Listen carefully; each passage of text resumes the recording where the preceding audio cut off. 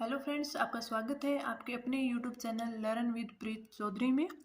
हम पढ़ रहे थे राजस्थान के भौतिक प्रदेश, जिसमें से हमने उत्तरी पश्चिमी मरुस्थलीय प्रदेश, अरावली पर्वतीय प्रदेश और राजस्थान का पूर्वी मैदानी भाग, ये तीनों कंप्लीट कर लिए हैं। अब है फोर्थ, राजस्थान का दक्षिणी पूर्वी पठारी भाग। चलिए स्टार्ट करते हैं।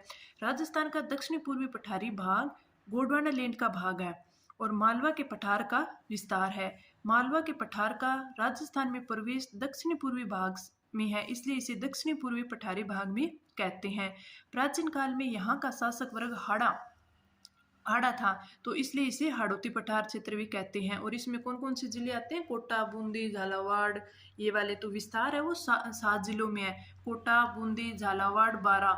मेनली तो कोटा, बूंदी, झालावाड़, बारां को ही हाड़ौती प्रदेश कहा जाता है, लेकिन कुछ भाग बांसवाड़ा, चित्तौड़गढ़ व भीलवाड़ा के कुछ भाग आते हैं और कुछ करौली, सवाईमाधोपुर यहाँ के थोड़े थोड़े भाग इसमें आते हैं।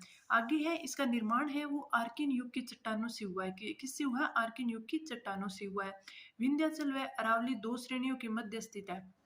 राजस्थान का दक्षिणी पूर्वी पठारी भाग है वो विंध्याचल व अरावली दो श्रेणियों के मध्य में स्थित है। राजस्थान की स्थानीय भाषा में ऊपरमाल के नाम से भी इसे जाना जाता है। ढाल है वो दक्षिण से उत्तर की ओर है।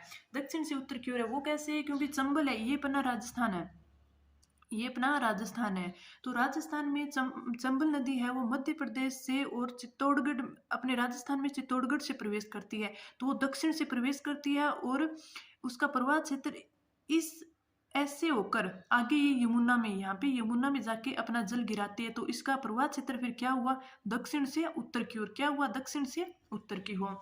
फिर जनसंख्या है वो 11% जनसंख्या निवास करती है तथा इस क्षेत्र में राज्य का लगभग 7% भाग आता है।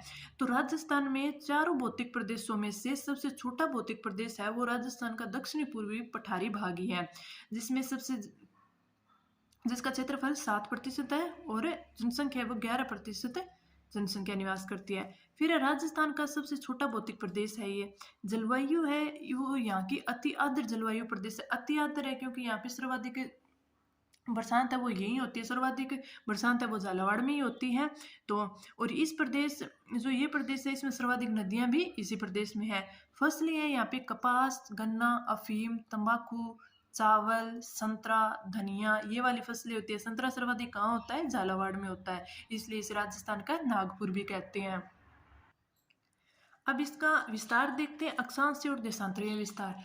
23 डिग्री 51 मिनट से 25 डिग्री 20 मिनट उत्तरी अक्षांश के मध्य तथा 75 डिग्री 15 मिनट से 77 डिग्री 25 मिनट पूर्वी देशांतरों के मध्य इसका विस्तार है। और औसत ऊंचाई इसकी क्या है? 500 मीटर। ये औसत ऊंचाई अब अपन देखा है आपने कि उत्तरी पश्चिम मरुस्थलीय प्रदेश की अरावली में भी उत्तरी अरावली, दक्षिणी अरावली, मध्य अरावली की इनकी औसत ऊंचाई देखिए। तो औसत ऊंचाई देखते कैसे पता चलता है इसकी औसत ऊंचाई? तो इनकी औसत ऊंचाई, किसी भी क्षेत्र की औसत ऊंचाई है वो समुद्र तल से नापी जाती है। समुद्र तल से वो क्षेत्र कितना ऊंचा है वो उसकी औसत ऊंचाई कहलाती है। आगे वनस्पति है यहाँ पे लंबी घास, झाड़ियां, बांस, खेर, सालर, धोक, ढाक, सागवान ये पाए जाते हैं। क्योंकि यहाँ पे सर्वाधिक बारिश होती है तो यहाँ पे बांस, खेर, सालर ये वाले पाए जाते हैं। यह संपूर्ण प्रदेश चंबल और उसकी सहायक काली, सिंध, परवन और पार्वती नदियों द्वारा प्रवाहित है। फिर दक्षिण पूर्वी पठारी भाग को दो भागों में बांटा गया है। कितने? दो भागों में बांटा गया। एक तो विंध्यन कगार और दक्कन का पठार, ये दोनों देखते हैं। विंध्यन कगार, इसका निर्माण है वो नदियों ने अपने अपर्दन से किया है। किससे किया है? नदियों ने अपने अपर्दन से किया है। और दक्कन का पठार, इसका निर्माण है वो ज्वालामुखी के लावे से हुआ है। ज्वालामुखी के विस्फोट से जो लावा निकलता है उससे दक्कन का पठार का निर्माण हुआ है। फिर है विंध्यन कगार, इस क्षेत्र में सर्वाधिक उत्खात तो भूमि यानी बीड़ पाया जाता है। और दक्कन का पठार ये 3 सेकेंडरी पठारों से मिलकर बना है। फिर है विंध्यन कगार, इसलिए यहाँ जो सर्वाधिक उत्खात है बीड़ भूमि पाई जाती है, इसलिए यहाँ अस्पष्ट व अधर प्रवाह देखने को मिलता है। और इसका विस्तार, दक्कन का पठार, इसका विस्तार वो राजस्थान और मध्य प्रदेश में है। क्योंकि राजस्थान का दक्षिणी पूर्वी पठारी प्रदेश है वो राजस्थान से सीमा बनाता है, तो इसका विस्तार राजस्थान और मध्य प्रदेश में हुआ। फिर जो विंध्यन कगार है इसका विस्तार है बिहार के सासाराम से लेकर चित्तौड़ के बेगू के मध्य में है। और विंध्यन कगार में है वो क्षेत्र में विशाल बलुआ पत्थरों से निर्मित है। जो यहाँ का जो क्षेत्र है यहाँ पे बलुआ पत्थर ज़्यादा मात्रा में उपलब्ध है। और दक्कन के पठार में बलुआ पत्थरों के साथ साथ बीच बीच में स्लेटी पत्थर भी पाए जाते हैं। तो दक्षिणी पूर्वी पठारी भाग को कितने भागों में बांटा गया? 2 भागों में, एक तो विंध्यन कंगार और दक्कन का पठार।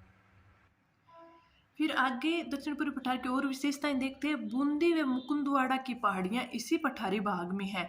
ये पहाड़ियां अर्धचंद्राकार रूप में विस्तृत हैं। इस क्षेत्र में भवन निर्माण में काम आने वाली पट्टियां और कांतले, कांतले यानी इमारती पत्थर, कातले मतलब इमारती पत्थर, तथा कोटा स्टोन के बहुतायत में मिलते हैं। अब अपन घर बनाते हैं तो कई बार नीचे फर्श में लगाते हैं ना, तो बोलते हैं कौन सा है, तो कि कोटा स्टोन लगवाया हुआ है, तो वो वाला। और चांदवाड़ी झालावाड़ में इस भूभाग का सर्वोच्च शिखर 517 मीटर ऊंचा है। कितना? 517 मीटर। जो चांदवाड़ी सर्वोच्च ऊंची चोटी है वो कहाँ पे है? झालावाड़ में है। ये क्वेश्चन पूछ लिया जाता है। और इसकी ऊंचाई 517 मीटर ऊंचा है। इस भाग में डग गंगाधर की उच्च भूमि जो कि झालावाड़ में है स्थित है। इसका दक्षिणी भाग झालावाड़ का पठार है, क्योंकि जो झालावाड़ है दक्षिणतम है, इस साइड दक्षिणी और पूर्वी जो सीमा है वहां पे है। फिर इस भूभाग में रामगढ़ 12 कस्बे के निकट एक विशिष्ट भू आकृति घोड़े की नाल की आकृति की पर्वत श्रेणी स्थित है। यह शाहबाद की उच्च भूमि क्षेत्र में स्थित है। ये क्वेश्चन पूछ लिया जाता है कि राजस्थान में घोड़े की नाल की आकृति की भू आकृति है वो किस भूभाग में है या फिर किस जिले में है, ये पूछ लिया जाता है। तो ये कहाँ पे है? रामगढ़ में, जो कि 12 में स्थित है। फिर सिंचाई है, वो सिंचाई सर्वाधिक किससे होती है? तालाबों और नहरों से होती है। और यहाँ की मिट्टी कौन सी है? वर्टिसोल है। ये मिट्टी है जो वर्टिसोल होती है, एंटीसोल होती है, एरिडोसोल होती है। तो ये हम आगे मिट्टी की टॉपिक में पूरी डिटेल से पढ़ेंगे कौन सी मिट्टी कहाँ पे होती है। फिर आगे राजस्थान में सर्वाधिक भीड़ कहाँ पे है? धौलपुर, करौली व सवाईमाधोपुर में है। फिर है बनावट की दृष्टि से दक्षिण पूर्वी पठारी भाग को 5 भागों में बांटा गया है। 5 भागों में कौन कौन से? पर्वतीय प्रदेश, नदी निर्मित मैदान, शाहबाद की उच्च भूमि, झालावाड़ पठार और डग गंगाधर प्रदेश। तो इसमें पर्वतीय प्रदेश है। पर्वतीय प्रदेश को भी 2 भागों में बांटा गया। एक तो अर्धचंद्राकार पहाड़ी बूंदी पहाड़ी क्षेत्र अर्धचंद्राकार। कई बार क्वेश्चन पूछ लिया जाता है कि राजस्थान में अर्धचंद्राकार पहाड़ी कहाँ पे है? तो कहाँ पे है? बूंदी में। और उसकी सबसे ऊंची चोटी कौन सी है? सतूर। कौन सी है? सतूर। और मुकुंदरा की पहाड़ी कहाँ पे है? कोटा में है। कहाँ पे है? कोटा में है। और इसकी सबसे ऊंची चोटी कौन सी है? चांदबाड़ी। कौन सी है? चांदबाड़ी। तो चांदबाड़ी कहाँ पे है? झालावाड़ में है। और जो चांदवाड़ी है, जो भी हमने देखा था कि 517 मीटर ऊंचाई, इसकी ऊंचाई कितनी है? 517 मीटर ऊंचाई है। ये दक्षिण पूर्वी पठारी भाग की सबसे ऊंची चोटी है। सबसे ऊंची चोटी कौन सी है? चांदवाड़ी, जो कि झालावाड़ में है। और दूसरी सबसे ऊंची चोटी कौन सी है? सतूर है, जो कि अर्धचंद्राकार पहाड़ी की सबसे ऊंची चोटी है। और जो चांदबाड़ी जो सर्वाधिक ऊंची चोटी है वो किसकी ऊंची चोटी है? मुकुंदरा की पहाड़ी की सर्वोच्च ऊंची चोटी है। फ्रेंड्स, अब हमने राजस्थान के भौतिक प्रदेश को कंप्लीट कर लिया है। एक बार मैं आपको मैप में बता देती हूँ कि कौन सा भाग किस स्थिति में है। तो ये देखिए, ये है राजस्थान का हमारा मैप। तो ये उत्तर पश्चिमी मरुस्थलीय प्रदेश है जो कि 12 जिलों में फैला हुआ है। कितने जिलों में है? 12 जिलों में है। कितने जिलों में? 12 जिलों में। उत्तरी पश्चिमी मरुस्थलीय प्रदेश। ये है अरावली। ये अरावली है, अरावली पर्वतीय प्रदेश। और ये पूर्वी मैदानी भाग जो कि इस स्थिति में फैला हुआ है। ये 13 जिलों में फैला हुआ है। कितने जिलों में? 13 जिलों में फैला हुआ है। फिर है दक्षिणी पूर्वी पठारी भाग। दक्षिणी पूर्वी पठारी भाग में झालावाड़, बारां, कोटा, बूंदी, ये तो संपूर्ण जिले हैं। और कुछ बांसवाड़ा, प्रतापगढ़ और चित्तौड़गढ़ का कुछ भी भाग आता है। और यहाँ पे थोड़ा भाग है वो करौली का भी आ जाता है। ये कौन सा है? दक्षिण पूर्वी पठारी भाग है। तो फ्रेंड्स, हमने राजस्थान का भौतिक स्वरूप को आज कंप्लीट कर लिया है। अब आगे की एक वीडियो में हम इसके क्वेश्चन करेंगे। क्वेश्चंस जो पीछे के प्रीवियस ईयर में आए हुए होंगे और जो इम्पोर्टेंट होंगे, हम उसमें देखेंगे कि आरपीएससी और आरएसएसबी बोर्ड किस प्रकार से क्वेश्चन लेता है, उनका फॉर्मेट क्या होता है, उनको सोल्व कैसे करेंगे, ये सब हम आगे वाली वीडियो में देखेंगे। और फिर क्वेश्चन करने के बाद हमारा जो टॉपिक है वो कंप्लीट हो जाएगा। फिर हम अगले टॉपिक की ओर चलेंगे। तो फ्रेंड्स, आपको ये वीडियो पसंद आया तो लाइक कीजिए, कमेंट कीजिए और चैनल को सब्सक्राइब कीजिए। Thank you.